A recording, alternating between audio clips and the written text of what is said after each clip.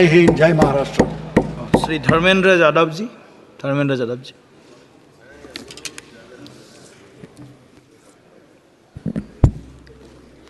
धन्यवाद सभापति महोदय। 18वीं लोकसभा के निर्वाचन के बाद और इस नए संसद भवन के बनने के बाद आज मैं पहली बार बोलने के लिए खड़ा हुआ हूँ। आपने मुझे मौका दिया, उसके लिए बहुत बहुत धन्यवाद देता हूँ। सभापति जी, सबसे पहले श्रद्धेय नेताजी को मैं नमन करना चाहता हूँ, जिन्होंने अपने संघर्ष, अपनी हिम्मत, साहस और अपने पूरे जीवन की तपस्या समाज के उत्थान के लिए, देश और उत्तर प्रदेश की तरक्की के लिए और समाज के हर व्यक्ति की तरक्की और खुशहाली के लिए उन्होंने जो अपना पूरा जीवन समर्पित किया है, सबसे पहले मैं आपके माध्यम से उनको नमन करना चाहता हूँ। माननीय सभापति महोदय, श्रद्धेय नेताजी ने हम लोगों को अपने समाजवादी विरासत में इंसाफ और इंसानियत, न्याय और हक की लड़ाई करना सिखाया है। उस लड़ाई को हम लोग बखूबी अपने नेता आदरणीय अखिलेश यादव जी के नेतृत्व में शानदार तरीके से उस विरासत को न केवल लड़ रहे हैं, बल्कि नेताजी के हर सपने को पूरा करने तक हम लोग चुप बैठने वाले नहीं हैं। सभापति महोदय, बजट एक व्यापक विषय है और जब इस विषय के बारे में सोचते हैं तो समझ में नहीं आ रहा कि कहाँ से शुरू करें, क्योंकि देश में आज कोई वर्ग नहीं बचा है। कुछ चुनिंदा उद्योगपतियों के बारे में बात नहीं करूंगा, लेकिन देश के 140 करोड़ लोगों में से कम 95% लोग ऐसे हैं जो आज पूरी तरह से बर्बाद हैं। एनडीए की ये सरकार 11वां बजट पेश कर रही है, लेकिन इस 11वें बजट के बावजूद अगर मैं देखता हूं तो समाज की जो गरीबों के लिए सबसे ज़्यादा ज़रूरी चीज़ें हैं, स्वास्थ्य का है तो स्वास्थ्य 2023 और 24 में बजट घटा दिया है। किसानों का बजट जहां यूपीए के सरकार के समय 2014 तक 5.5 था, वहीं 24 आते आते ये 3.15 रह गया है। शिक्षा का बजट जहां 2013 में 4.77 था, आज 23-24 आते आते ये 2.5% रह गया है। इसी तरह से जितनी भी ज़रूरी चीज़ें हैं, सभापति महोदय, मुझे कहने में कोई संकोच नहीं, ये जो बीजेपी की एनडीए की सरकार है, ये सरकार पूरी तरह से गरीब विरोधी, किसान विरोधी, नौजवान विरोधी, बुनकर विरोधी, छात्र विरोधी, दलित विरोधी, पिछड़ा विरोधी, मजदूर विरोधी, जितनी भी अगर उपाधियां दी जाएंगी सभापति महोदय वो कम हैं। और मैं कोई राजनीतिक भाषण नहीं दे रहा हूं, मैं उदाहरण सहित आपको जब नंबर आए तो बोल देना, और हमें पता है आपका नंबर भी नहीं आएगा आपकी पार्टी में, ये भी पता है हमें। सभापति महोदय, श्रद्धेय नेताजी ने हमेशा कहा है कि चुनाव में या जनता के बीच किया हुआ वादा अगर आप पूरा नहीं करते हैं तो वो भी एक सबसे बड़ा भ्रष्टाचार है, और उस भ्रष्टाचार में अगर किसी ने वर्ल्ड रिकॉर्ड बनाया है तो बीजेपी की और एनडीए की सरकार ने बनाया है। सभापति महोदय, 2014 के चुनाव के समय प्रधानमंत्री जी ने वादे किए कि 2 करोड़ रोजगार हर साल मिलेंगे। स्वामीनाथन जी, जिनको भारत रत्न दिया है सरकार को मैं धन्यवाद देता हूं, लेकिन वो धन्यवाद अधूरा है जब तक उनकी सिफारिशों को नहीं मानते हो।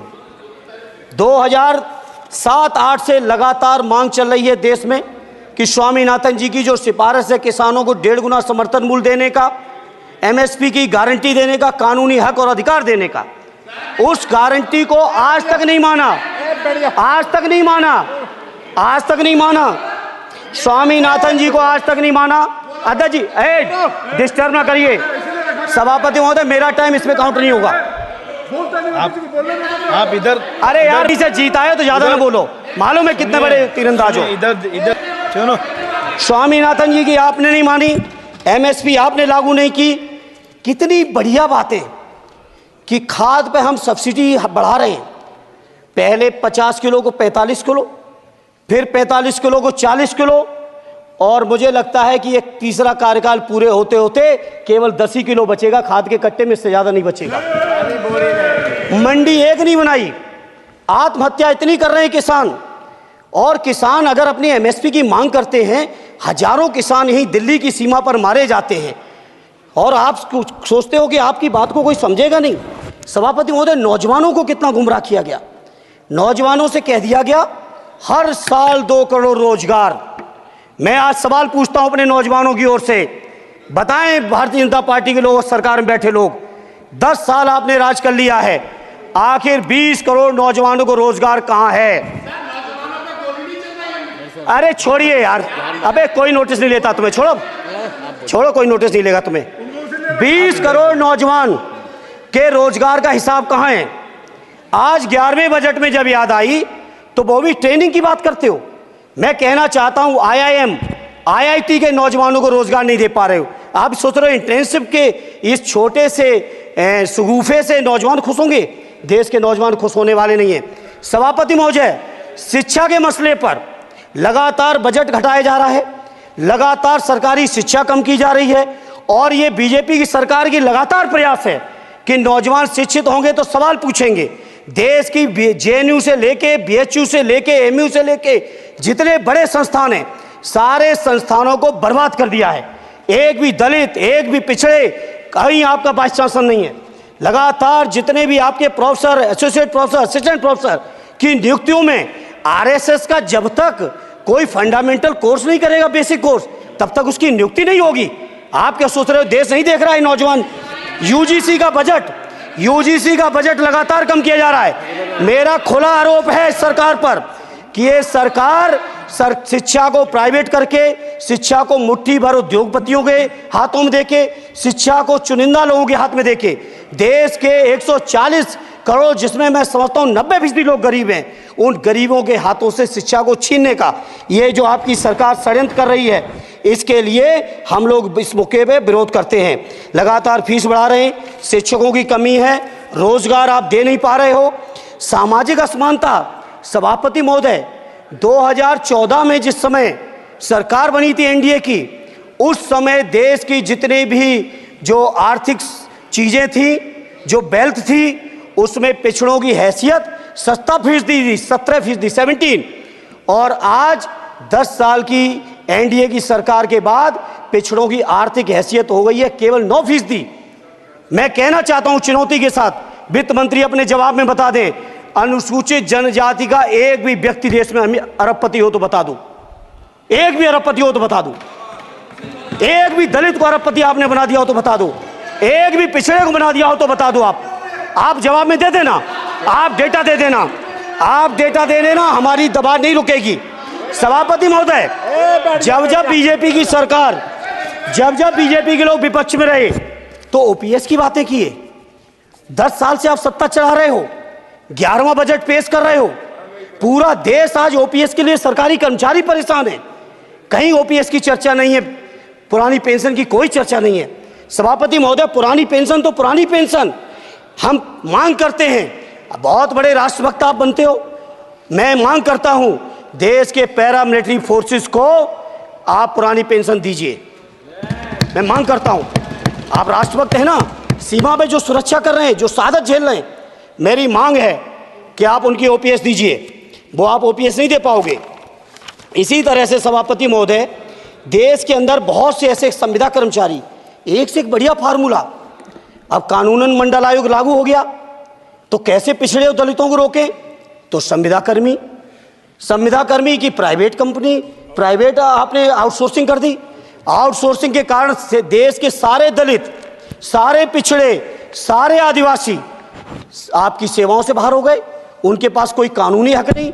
तो ये जो आरक्षण को खत्म करने के तरह तरह के जो आप लोग षड्यंत्र अपना रहे हो, इस षड्यंत्रों को देश का जनमानस पूरी तरह से जान भी चुका है, पहचान भी चुका है, और इसीलिए उत्तर प्रदेश से तो आपको कर ही दिया है बाहर, देश से भी बाहर जल्दी करेंगे, और हमारे साथी मिलकर दूसरे प्रांतों से भी बाहर करेंगे। इसी तरह सभापति महोदय, हम मांग करते हैं, आप सोचिए, उत्तर प्रदेश अकेले के अंदर, देश के हालात मुझे नहीं पता और बदतर होंगे, अकेले उत्तर प्रदेश में 1000 से ज्यादा शिक्षा मित्र आत्महत्या कर चुके। सभापति महोदय, कोई सरकार के कान पे जू नहीं रेंग रही है। किसान आत्महत्या कर रहे हैं, इन्हें कोई मतलब नहीं। अनुदेशकों को तनख्वाह नहीं मिल रही है समय से, कोई मतलब नहीं।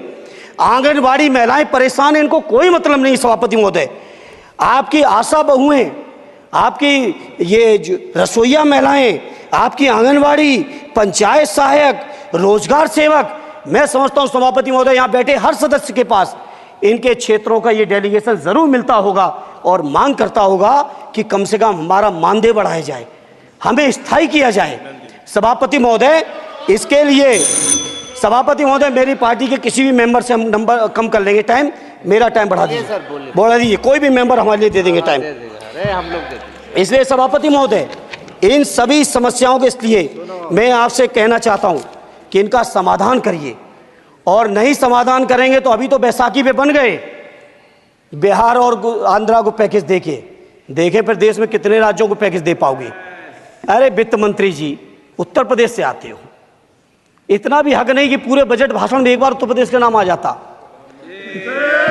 इतना अयोध्या से नफरत हो गई, अयोध्या से अवधेश जी क्या जीत गए, आप लोगों को इतनी नफरत हो गई कि एक भी उत्तर प्रदेश का एक बार भी नाम नहीं आया। सभापति महोदय, इसे मैं आज इस मौके पर सभापति महोदय देश के गरीबों, किसानों, नौजवानों, व्यापारियों, बुनकरों सभी की ओर से कहना चाहता हूं, ये बजट देश विरोधी बजट है। कुछ समस्याओं के लिए सभापति महोदय संवेदनशीलता के साथ मैं कहूंगा सरकार को विचार करना चाहिए। श्रद्धेय नेताजी जब रक्षा मंत्री थे, उन्होंने व्यवस्था दी थी कि देश के अंदर जो भी सैनिक शहीद हुए हैं उनको ससम्मान उनके घरों पे जाके राष्ट्रीय सम्मान के साथ उनकी अंत्येष्टि हो। मैं उन्हीं की परंपरा को आगे बढ़ाते हुए एक और मांग करता हूं सभापति महोदय कि जो हमारे शहीद जिनकी अंत्येष्टि स्थल जहां कहीं भी बना हो, जिस भी परंपरा से बना हो, अरे आपको कुछ नहीं पता है, अरे यही तुम्हारे सैनिकों के लिए यही तुम्हारा भाव है। सभापति महोदय, आप बोले सर। सभापति महोदय, मेरा अनुरोध है अग्निवीर की योजना खत्म की जाए। ये 4 साल के सैनिक से देश की उतनी मजबूत रक्षा नहीं हो सकती। नौजवानों को गुमराह करके केवल 4 साल, उन्हें दो ना 60 साल तक रिटायरमेंट, 4 साल बाद वो कहाँ नौकरियां ढूंढेंगे। इसे मेरी मांग है अग्निवीर की योजना खत्म की जाए। साथ ही साथ मेरी एक मांग और है कि जो शहीदों की शहादत स्थल है उसको शहीद स्थल के तौर पर डेवलप करने के लिए केंद्र सरकार को अतिरिक्त बजट देना चाहिए। मैं नहीं समझता हूं इसमें किसी को कोई दिक्कत होनी चाहिए। इसी तरह सभापति महोदय, बातें बहुत लंबी लंबी की जाती हैं, थोड़ा सा मैं अपने क्षेत्र के बारे में कहूँगा। आदरणीय हमारे नेता माननीय राममूर्ति वर्मा जी ने भी कहा है, माननीय लालजी वर्मा जी ने भी, जो बाढ़ की समस्या है, जो समस्या बिहार में है नेपाल से पानी छोड़ने की, वही समस्या उत्तर प्रदेश की भी है। और विशेषकर पूर्वी उत्तर प्रदेश में अगर आप चलिए तो खीरी से शुरू करेंगे, पीलीभीत खीरी से लेके पूरा आप चले जाइए और एकदम कुशीनगर बॉर्डर तक, बिहार बॉर्डर तक पूरी की पूरी समस्या है। घाघरा जब आती है तो मैं समझता हूँ इन जिलों के लाखों लोगों को तहस नहस करके चली जाती है। जितना विकास होता है सभापति महोदय, बरसात के समय वो सारा का सारा विकास पूरी तरह से खत्म हो जाता है। इसलिए मेरी मांग है केंद्र की सरकार से कि बजट आप पास कर रहे हो तो कम से कम उत्तर प्रदेश से इतनी नफरत ना करो। 2 बार तो उत्तर प्रदेश की दम पे ही बैठे थे, और तब भी ये वित्त मंत्री जी हंस रहे हैं, इनके यहाँ भी आता है बाढ़ तो जाती होगी, महाराजगंज बसता तो नहीं होगा, कुशीनगर बसता नहीं होगा, आपका मऊ बसता नहीं है, आजमगढ़ बसता नहीं, अम्बेडकर नगर बसता नहीं, बहराइच बसता नहीं, खीरी बसता नहीं, श्रावस्ती बसता नहीं, पीलीभीत बसता नहीं, बलिया बसता नहीं है, कुशीनगर बसता नहीं है, गोरखपुर बसता नहीं है। इतने जिले तो हमारे उत्तर प्रदेश के प्रभावित हैं। तो बिहार की तरह से एक विशेष पैकेज हमारे उत्तर प्रदेश के लिए भी दे दो। कम से कम इतना तो कहने की हिम्मत रखो, केवल चीखने के लिए बैठे हैं सब के सब। सभापति महोदय, दूसरा एक मैं बात, हमसे पूर्व जो सांसद रहे हमारे आजमगढ़ के, बड़ी लंबी लंबी बातें की। गोरखपुर से आजमगढ़ होते हुए बनारस तक का हमने रेलवे लाइन स्वीकृत करा दिया। सभापति महोदय, मैंने जब पता किया अधिकारियों से तो सच्चाई ये है कि अभी उस पर एक भी पैसे का बजट का आवंटन नहीं है, नहीं है बजट का आवंटन। हाँ, आज आप ही ने तो पेश किया बजट, आप ही तो साइन किए हो, निर्मला जी ने तो किया नहीं होगा, आप ही ने किया होगा। तो सभापति महोदय, उस पर बजट भी आए, उस पर बजट भी आना चाहिए। दूसरा सभापति महोदय, ये जो समस्या है बाढ़ वाली, मैं समझता हूँ कोई अकेले मेरी नहीं है, मेरे अकेले क्षेत्र की नहीं है। जो भी संवेदनशील व्यक्ति होगा इस पर जरूर गंभीरता से सोचेगा, उसको सोचे। इसी के साथ मैं अपनी पार्टी की ओर से इस जन विरोधी बजट का पुरजोर विरोध करता हूं। बहुत बहुत धन्यवाद। श्री सुखदेव भगत जी। जी।